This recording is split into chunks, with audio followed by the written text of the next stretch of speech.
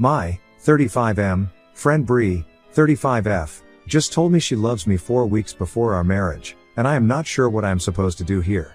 I want to know if I am doing the right thing. To give some context, I lost my wife 2 years ago. I have a 5-year-old daughter. I have not dated in the last 2 years because I have major trauma from losing my wife. I still love her a lot and don't think I am ready to move on.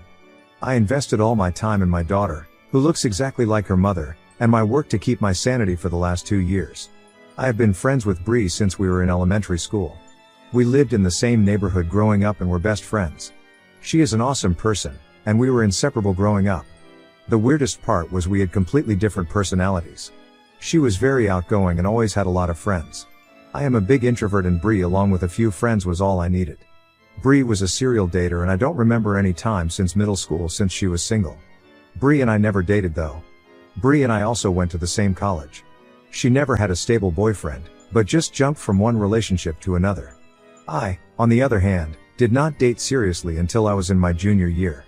When I met my wife, she was a freshman and we hit it off instantly. We fell for each other and spent all our time with each other. This strained my relationship with Bree as I would generally hang out with my wife instead of her. That was the time Bree and I slowly started drifting apart. After college, I moved to a different town for my job, and Bree and I occasionally messaged each other, but nothing beyond that. Bree attended my wedding and that was the last time I saw her. We kept in touch, but mostly by commenting on each other's pictures or keeping each other updated on significant life events. Bree did reach out to me when my wife passed away and we talked on a phone call. Last year, Bree and her fiancé moved to my city. I was still grieving, and both have been amazing support for me and my daughter. My daughter loves dancing, and Bree helped me enroll her in dancing and gymnastics classes and sometimes takes her to them. I also became good friends with her fiancé, who is indeed an incredibly good man. My daughter also loves Auntie Bree and Bree sometimes helps me babysit. Last week, Bree came to my house and asked if we could talk. Her tone sounded serious. She told me that over the last few months, she feels like she has started to develop feelings for me and is not sure anymore if she wants to go ahead with the wedding. She felt I also had started developing feelings for her. I told her that I am not ready for any relationship before I can deal with my mental health, for which I go to a therapist regularly. She tried to convince me that she loved me, we are soulmates, and she felt that we were meant to be together. However, I do not have the same feelings for her. I love her as a friend, but nothing beyond that.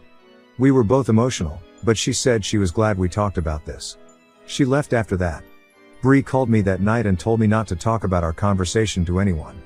I thought a lot about it and decided that I would not tell her fiancé about Bea and my conversation from last week.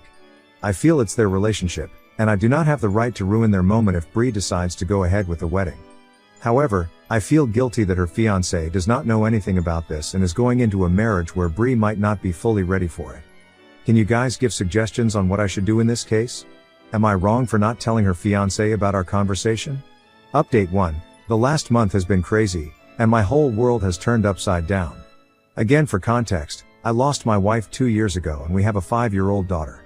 Bree and her fiancé Jason, 33M, moved to our town a year ago, and we have reconnected as friends and they have done a lot to cheer me up during this year, and bring my life to normalcy. After Bree told me that she loved me, I told her that I was still not ready to move on as I still miss my wife. She said she understood, and I did not hear from her or Jason for a few days. The guilt was killing me, as I was not sure if I should tell Jason about what she told me.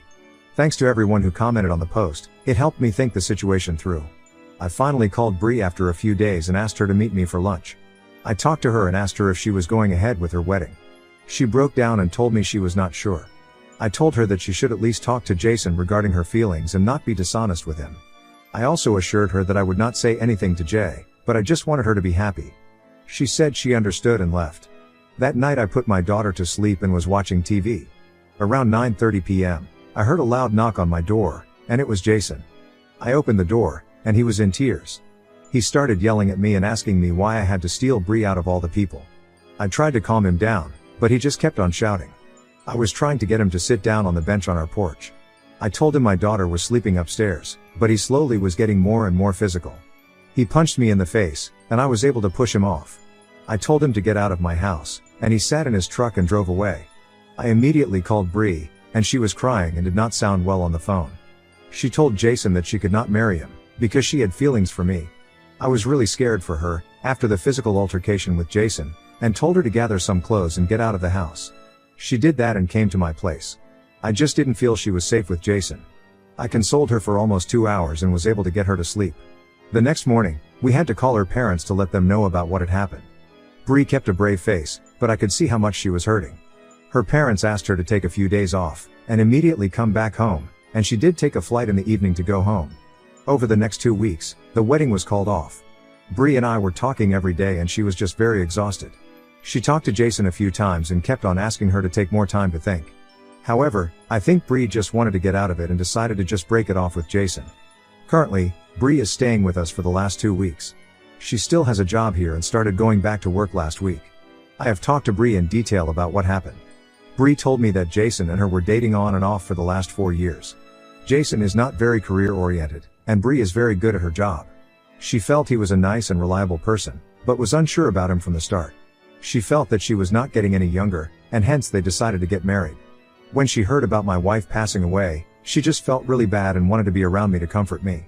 When she got her big promotion, which meant she could work in a corporate office, she immediately chose my city and moved here. Jason also moved here and got a new job. She never had any romantic feelings for me back then. As she started hanging out with my daughter and me, she started feeling the bond we shared when we were growing up. Except, I was the broken one and she was taking care of me. She said that she realized that she was enjoying her time with us, more than with Jason. She realized she made a mistake with Jason, and what she wanted was right in front of her. Hence, she slowly started thinking about me in that way and finally told me about it. She knew her relationship with Jason was over the moment she confessed to me. It's a shitty situation, but I am glad that she realized that before getting married versus after. As for Jason, I feel bad for him. He is moving back to our hometown closer to his family. He is currently in their apartment and will move sometime next month. I know a lot of you would be curious if we were dating. We are not dating. I don't think I can date anyone right now and neither should Bree. She is my friend, and I am happy that she is staying with us, and plans to be here until everything is sorted out. My daughter loves having Auntie Bree around too, so that's a bonus. Plus, it's really nice to see her slowly get back to normal. Thanks again for helping me during my last post. Cheers. Additional information from Oop. One of the comments from the post really stuck out to me when I was trying to decide if I wanted to tell Jason myself about what Bree told me. Following is the comment. I would not share your conversation. I'd also find a way to pull away from spending any time with her that also does not tear her out of your daughter's life. Not that she is or ever will replace your dear wife and your daughter's mother because that is impossible. But your daughter at a young age had already lost her mom and I'd hate to see her traumatized by having another woman in her life abruptly leave. My daughter really loves having her around and I also do not want her to lose Bree. I have thought about the pros and cons, and I feel I'm happy she is staying with us at this point. Update 2, November 8, 2024. I wrote a post 9 months ago about my friend Bree telling me that she loved me a few weeks before she was supposed to get married. For context, I lost my wife 3 years ago, and we have a 6-year-old daughter. Bree and her fiancé, Jason, moved to our town a year ago, and Bree confessed her feelings for me just weeks before her wedding. Things went south quickly, and Bree ended up breaking up with Jason and canceling the wedding. She was staying with us when I last shared an update. Family members didn't know that Jason had assaulted me, and I had to assure everyone that we were safe and okay. I'm feeling particularly happy this week, so I thought I would share an update. Firstly, the reason Bree moved in with us while Jason was still in town was because I had a temporary restraining order, TRO, against him. Bree also filed for one but was denied, as he had never directly threatened her safety. She said she felt secure with us because of the TRO, and I agreed. Jason didn't cause any issues after that, though he continued texting Bree, asking her to work on their relationship. Eventually, he moved back to our hometown in February, and we haven't heard from him since. Bree got her own apartment once Jason left town, but she remained very much a part of our daily lives. I enjoyed having her around, and my daughter loves her. In April, Bree brought up the idea of us dating again. I explained that I wasn't over my wife's death and didn't want to be unfair to her because I still love my late wife deeply. Bree told me she knew she could never replace my wife, nor did she want to. She shared a beautiful analogy. She said my heart is like a big pot. It holds a lot of love for my late wife, but it also made room for more love when my daughter was born. Loving her wouldn't erase my love for my wife or daughter, it would simply mean there's more room in my heart than I realized. I took a month to think it over, talking to my mom and mother-in-law, late wife's mom, who both encouraged me to give a relationship with Bree a chance. We officially started dating in May, and it's been surprising how quickly we fell in love. I think the strong foundation of our friendship helped a lot. The last 6 months have been amazing, and I've never seen my daughter so happy. She's a big chatterbox now and insists that Bree comes to all her school events and recitals. Sometimes, I feel a little jealous of their bond and even a bit left out of their little chats. The reason I'm writing this update is because I'm planning to propose to Bree this Christmas. It's not a surprise proposal. We went engagement ring shopping last weekend and finalized the ring. We also have wedding plans for next summer.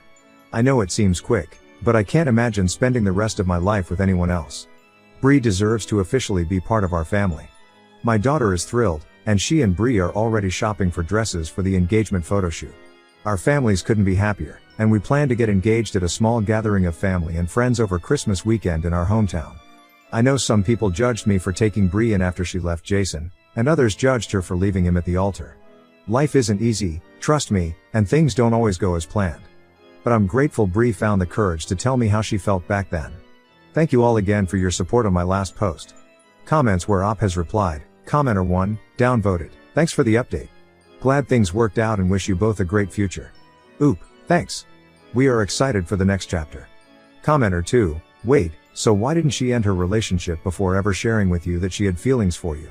Oop, it was such a crazy time, 4 weeks before the wedding. I know the right thing should have been the right thing to do. However, I am also glad she did not go through with the wedding when her heart was not at the right place. I feel bad for Jason too, but I think it's better for him it happened, instead of learning about it after getting married. I did initially blame myself for all the pain that I caused Bree. I know she would have been married, happily, to Jason, if I did not exist, but through therapy, I have learned to let go of the guilt. It was something I could not control. Commenter 3, so you explained to her that you were still grieving your wife, and she gave you some stupid analogy to pressure you into dating her. She sounds desperate and dumb, and not a good influence for your child. I feel bad for your daughter. I seriously doubt your wife would approve of this for her. Commenter 4, her analogy was pure manipulation and you are too stupid, or too horny, to see it. It's been less than a year. Good luck dear horny man, you are going to need it. Your wife would be ashamed of the damage you are going to end up doing to your daughter in all this. You let a manipulative woman con her way into your bed and home. Next story. I have 3 sisters that I love and a mother I adore, not always though. I hated them when I was younger because while my father would yell at me or belittle me for everything possible, they were the apples of his eyes. I did my best at school and karate. Nothing impressed him, not when I earned a full scholarship to a prestigious university, not when I was the valedictorian of my year group, not even at 26 when I managed to start my own small company that has grown considerably since. No matter what I did, I was made to feel worthless, less than a person, good for nothing, useless, a failure. I have lingering issues about it to this day. When I was younger all I wanted just once was for my father to say I'm proud of you, nothing even close. He doted on my sisters and mother though and I'm not proud to say I hated them for it as much as I hated him. How dare they get away so lightly, how dare they get his smiles and laughter and kind words when all I had to get was cruelty. It took me a long time to finally begin a relationship with my sisters or mom that wasn't the jealous angry son. Today we are all very close, I love them to death and would do anything for them. Some time ago my father was diagnosed with cancer, he's had other issues as well, suffered through 2 heart attacks and a stroke and it seems as if his body can't carry on anymore. He's dying and I don't care, I don't have it in me to care and if he died I could live the rest of my life having never seen him before he passed or knowing that I won't attend his funeral. He wasn't present at my wedding either, I did not invite him which was very noticeable to many of my family members but I didn't care. I'd found a woman who loved me and that I loved and I wanted to share that day with the other important people in my life that I love or strongly like. My uncle was always sympathetic to my cases growing up. My father, his older brother was an asshole to him and he understood why I wouldn't want my father there even while other family members thought I should have still invited him. Here's the thing, he wants to see me. He probably has only a few months left and now wishes to see me. My wife, mother and sisters all want me to pay a visit to him. Well, my wife thinks I should go just once. She isn't pressuring me. She knows my history with him and says if I decide not to go, that's it then. My mother and sisters however do think I should go and have all spoken to me several times in the past month about this. The only person who's laid off bugging me about it is my older sister. I'm the second child, she's 34 and she was the one who say my father be a dick to me from as far back as she or I can remember. My 2 other sisters are several years younger, 26, 25. We met recently to talk about it, my older sister and for the first time in years I broke down crying. I literally just let it out. I told her I can't do it. I try to put everything in the past but I can't. I hate that man and what he did to me mentally. I can't forgive him and she says she understands. She said she'd speak to my mother and sisters, however my mother and sisters tend to be very pushy. Anyway, do you all think I should go at least once? Update, so I went to see my dad and it basically went like shit. I caved, I fucking caved and decided fuck it, I'll see what he wants. Maybe this is something worth hearing. I visited the hospital by myself. Now wife. No mom. No sisters. Just him and I. He looked old and tired and just as I predicted I didn't find it in me to be angry. This wasn't the man I remembered, this was just some old broken man. It would have been a waste of my time to feel angry and yet I did. I was so pissed off because I couldn't stand across from him eye to eye and let him see that the son he treated like dog shit had built a wonderful life for himself. We didn't say anything to each other for around an hour. Then eventually I found my voice and said, you know this is the last time we'll ever see each other, right? No response. Then he replied, I know. So I asked him why now? Why did he want to see me so badly that he had to send a message through my mother for me? And here is where I learnt that my existence was fuck all to him. He admitted that he did it just to give my mom closure. She didn't ask him to do it but he knew she wanted it. So I asked him why he treated me the way he did my whole life and he replied, I never wanted a son, never had any interest in one. It fucking hurt but I kept listening and he kept speaking. He said that in the first few years of my life he tried his best to care about me but eventually he realized he couldn't. Then came the final nail in the coffin of my relationship with that man. I never loved you but I didn't hate you either. I just didn't care for you because I never wanted a son. I wanted to give you up for adoption when you were younger but your mother would never have forgiven me. So I did my best to push you aside and you would always try and get my approval for stuff. I felt bad at times but I just didn't care for you. By that time I was crying. Me, a 31-year-old man, left my dying father in his hospital room and went to my car crying. I could have gone my whole life not knowing that. Fuck my mom, my sisters, my wife and my dad. I'm just so pissed right now. There was a part of me that hoped we would bury the hatchet. Nope, I just learned he never gave a fuck. I will never speak of my father again. I will not attend his funeral or visit his grave. When he dies I'll be at the bar drinking because the fucker is gone from this world and I will do everything I can to be the father he never was. Edit, I just want to say thanks to everyone for your kind words, both in comments and PMS, they really helped a lot, particularly while I was hungover this morning and laying in bed thinking about life. Also to the stranger who gave me gold, thank you, never had that before and it was quite unexpected. I've got a ways to go still. I feel like yesterday opened up wounds I didn't even realize had never really healed and I'll be talking to my wife about it and most likely a professional as well. I won't cut my mom or sisters out, I am not angry at them. Their experiences with my father were different from my own and I do not fault them for that. However, right now, the best thing for me, is just to not be around them as much. So I don't think they'll be seeing/hearing from me for some time. Once again, I sincerely thank everybody. It was your comments and PMS that made me realize, yeah it hurts like shit, but I can't let him have any more power over me. I'm in the prime of my life and I've built a nice life for myself. I don't need a dying man's approval anymore because I've done the best I could for so long without it anyway, so here's hoping things will get better soon.